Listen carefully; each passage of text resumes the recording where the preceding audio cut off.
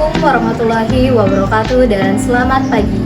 Perkenalkan, saya Dia Rahmawati, mahasiswa PPG Prajabatan tahun 2022 gelombang 1. Saya berasal dari Universitas Mula Warman, khususnya Rumpun MIPA. Pada kesempatan kali ini saya akan menampilkan video pembelajaran yang telah saya lakukan di sekolah mitra saya, yaitu di SMA Negeri 1 Penajam. Selamat menyaksikan. Assalamualaikum warahmatullahi wabarakatuh. Waalaikumsalam warahmatullahi wabarakatuh. Ya, sebelum kita memulai kegiatan hari ini, baiknya kita berdoa menurut agama dari masing-masing. Pada ketua kelasnya, silakan.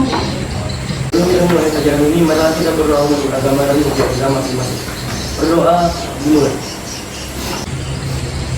Berdoa Muslim. Ya, hari ini ada yang sudah hadir? Tidak ada. Hadir semua, alhamdulillah. Oke, pada pertemuan hari ini kita akan masuk ke materi sistem reproduksi. Untuk proyek yang kita kerjakan adalah proyek kedua. Sebelum kita mengerjakan proyek, Ibu akan memaparkan sedikit materi terlebih dahulu. Kemudian nanti kita akan mengerjakan proyek berdasarkan dengan timnya masing-masing. Oke?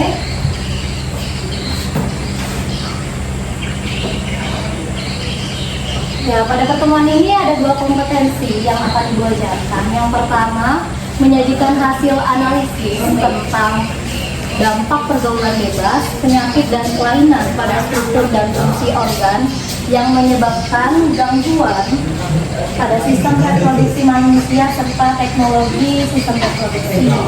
Kemudian yang kedua, menyajikan karya tulis tentang pentingnya menyiapkan generasi terencana untuk meningkatkan mutu sumber daya alam, sumber daya manusia pastinya. Tujuan pembelajarannya juga ada dua. Yang pertama, peserta didik dapat menganalisis gangguan atau penyakit pada sistem reproduksi, disertai upaya penanganannya melalui produk video yang dihasilkan. Oke, sebelum kita masuk ke materi, berikan pertanyaan pemantik terlebih dahulu. Indonesia dikenal dengan kebudayaannya sebagai bangsa yang menganut budaya timur. Kira-kira bangsa yang menganut budaya timur itu apa aja ciri-cirinya? Ayo, Indonesia. bagaimana perilaku masyarakatnya? Kalau masyarakat yang timur itu seperti apa dibandingkan masyarakat barat? Hitam. Perilakunya kira-kira gimana? Ya, kalau mengikuti norma agama. Kemudian apa lagi? Attitude-nya kira-kira gimana? Ya, ramah, benar. Kemudian apa lagi? Ya, sopan santun. Nah, kemudian dilihat bagaimana sih perilaku masyarakat yang menjunjung tinggi budaya ketimuran tadi. Apabila kita tinjau dari budaya seksnya, perilaku seksnya, kira-kira di Indonesia seperti apa? Kacau. Ya, kalau misalkan kita seharusnya nih mengikuti norma yang ada, seperti apa? Budaya seksnya kira-kira. Apakah melakukan seks bebas? Berarti masyarakat dengan budaya timur itu seperti apa? Tidak melakukan seks bebas. Ya, tidak melakukan seks bebas karena menganut tadi norma-norma adat istiadat seperti itu. Kemudian kira-kira menurut kalian apa sih yang terjadi jika masyarakat melakukan seks bebas? Ya, hamil di luar nikah, ya kan? Atau di luar nikah kemudian apa lagi? Ya, tertular penyakit. Apalagi? Siapa? Ya, putus sekolah benar. Apabila remaja yang melakukannya ya, kita pintar sudah ya. Jadi ketika masyarakat melakukan seks bebas, maka kemungkinan paling besar itu penyakit menular seksual yang akan diderita oleh masyarakat tersebut. Ya, contohnya HIV, benar ya. Nah, kalau berdasarkan grafik di sini, gua ada kasih grafik. Silakan diamati dulu grafiknya sebentar. Berdasarkan grafik di atas, informasi apa yang dapat kalian temukan? Yang pertama, informasi apa? Ya, ada peningkatan dari setiap tahunnya ya. Kemudian yang kedua, bagaimana jika jumlah penduduk di Indonesia terus bertambah? Maka kualitasnya akan semakin buruk. Bagaimana cara untuk mengurangi pertambahan penduduk di Indonesia? Oke, udah pintar, pintar banget, Masya Allah. Gue akan jelaskan sedikit materi mengenai gangguan pada sistem reproduksi. Yang pertama, umumnya terjadi akibat infeksi mikroorganisme tertentu. Kemudian dapat menular akibat hubungan seks bebas, akibat penyimpangan seksual, yaitu sesama jenis, melalui anal, dan sebagainya.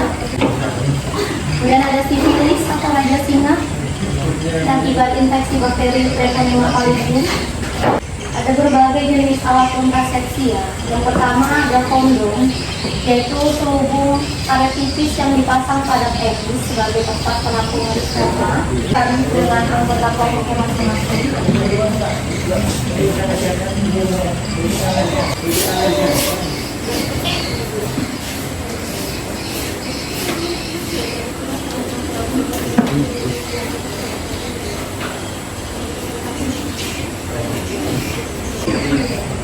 Ada dua wacana di sini, ada dua informasi. Ibu minta tolong satu orang bacakan dulu. Irul bacakan informasi satu dan informasi dua beserta pertanyaannya.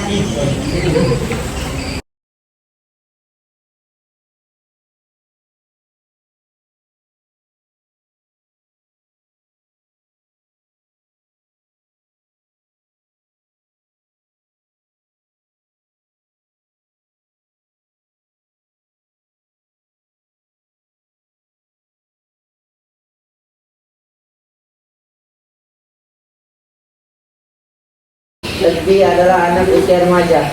Oke, terima kasih untuk Irul.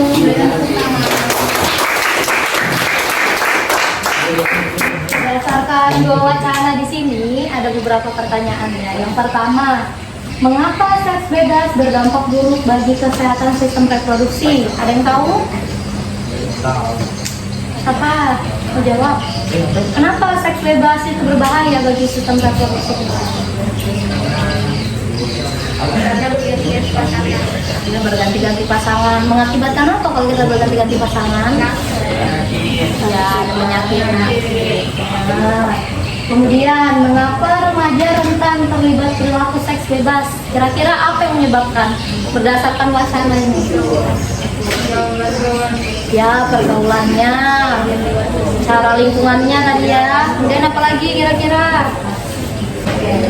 Yang ketiga, bagaimana upaya yang dapat dilakukan untuk mencegah timbulnya gangguan atau penyakit pada sistem reproduksi akibat seks bebas? Nah, upayanya ini Ibu minta kepada kalian, kira-kira produk apa yang akan kalian hasilkan untuk mencegah terjadinya seks bebas khususnya di lingkup remaja? Yaitu temanya, ayo cegah penyakit pada sistem reproduksi dan tingkatkan mutu kualitas SDM melalui program keluarga berencana atau KB.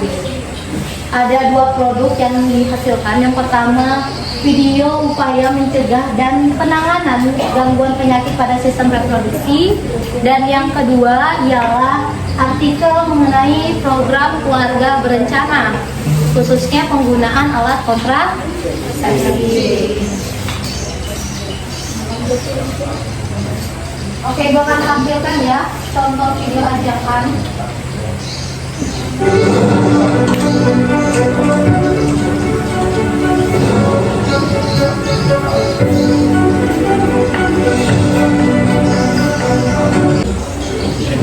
Kemudian selanjutnya gue akan jelaskan. Di sini ada contoh artikel produk kedua yang akan kalian buat. Silakan nanti dibuka di PowerPoint-nya. Ada beberapa contoh di sini. Dan komponen wajib yang harus ada pada artikel, yang pertama dari judul, kemudian nama penulis, selanjutnya ada abstrak, kata. Oke, silakan didiskusikan dengan kelompoknya masing-masing. Oke, dari kelompok berapa? Kelompok 6. Kelompok 6 kira-kira produk videonya video tentang apa yang diambilnya? tentang pangkatnya. Kemudian artikelnya, alat kontrasepsinya apa? Bisa ibu jelasin kira-kira detailnya, penugasannya siapa, sebagai apa? Jelaskan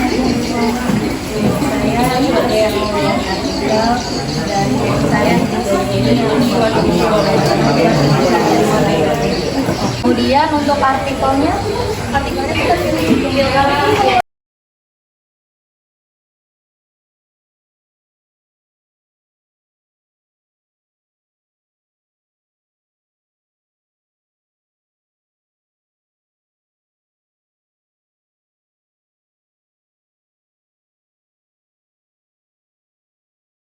kelompok dua, kelompok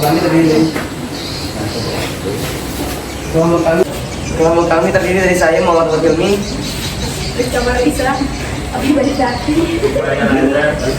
Jadi kami ini akan menampilkan video hasil dari video kami, yaitu tentang kisah. Selamat datang di pada pagi ini kami akan membahas tentang kisah.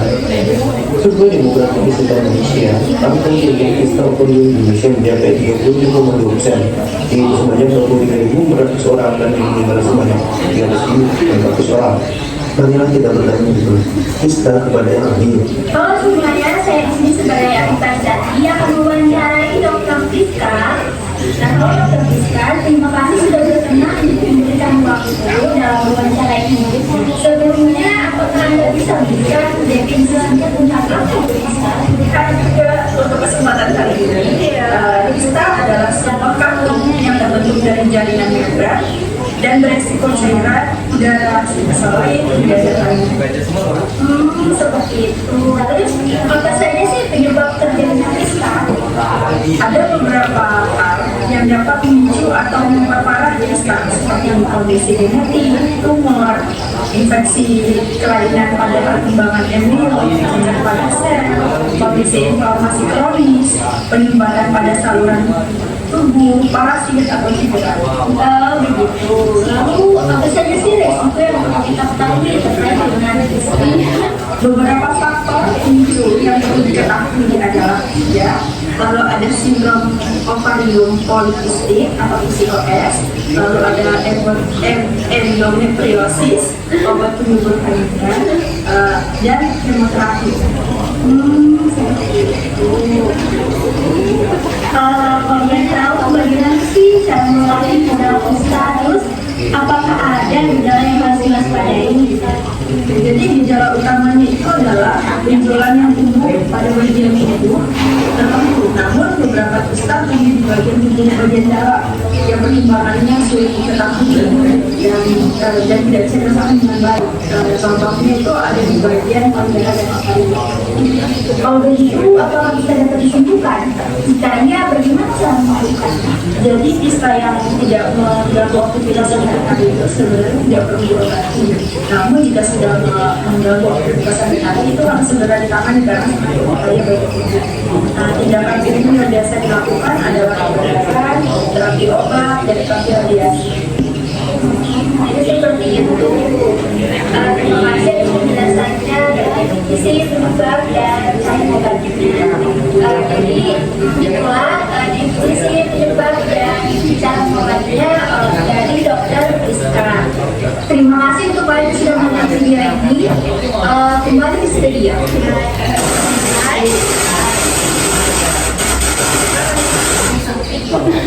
Silakan berikan tepuk tangan.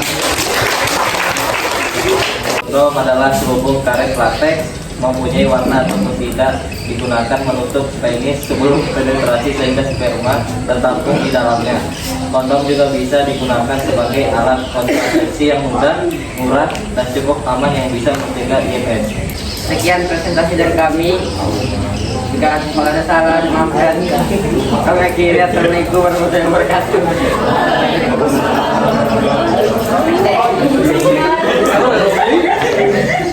Oke, silakan kembali ke duduknya, berikan tepuk tangan.